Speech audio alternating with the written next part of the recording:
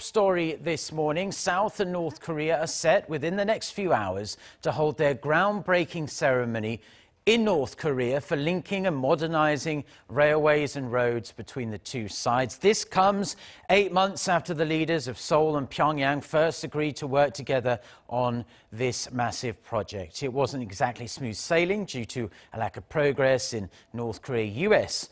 Nuclear negotiations, but after many twists and turns, South and North Korea are indeed due to hold this big groundbreaking ceremony before we bid the farewell to the eventful year known as 2018. So we have our Unification Ministry correspondent Oh Jung-hee. She's joining us live from Dorasan station, which is the northernmost train station in South Korea. Jung-hee, good morning. Good morning, Mark. So after a number of halts and delays in this inter-Korean transport project, yes, the groundbreaking ceremony is finally taking place today. The South Koreans attending today's event are believed to have left the Seoul station just 15 minutes ago. They will pass through the Dorasan station and cross the inter-Korean land border.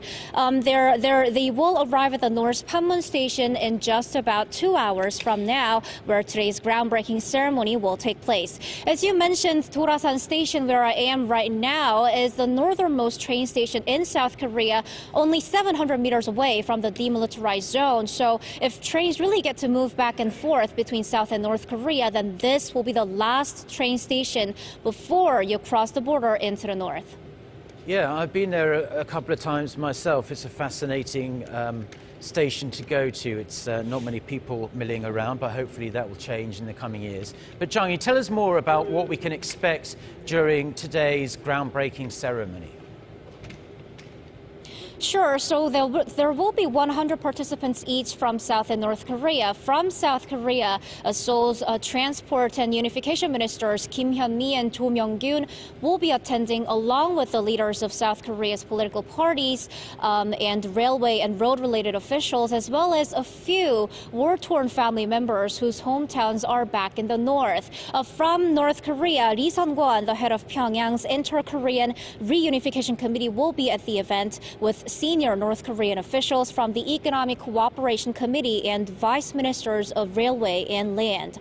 What draws a lot of attention is those who are invited from outside the Korean peninsula.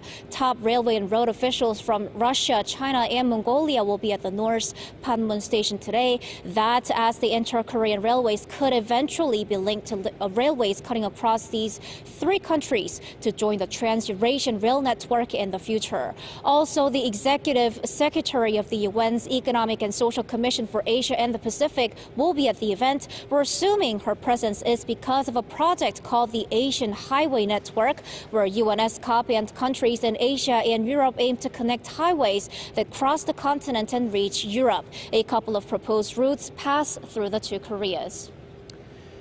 And Jung-hee, another thing we are all curious about is all the matters regarding the international sanctions. We're wondering whether they've been ironed out completely. We have been reporting that waivers need to be given if any work involves bringing equipment and resources into North Korea, whether that's for the groundbreaking ceremony or the construction work going forward.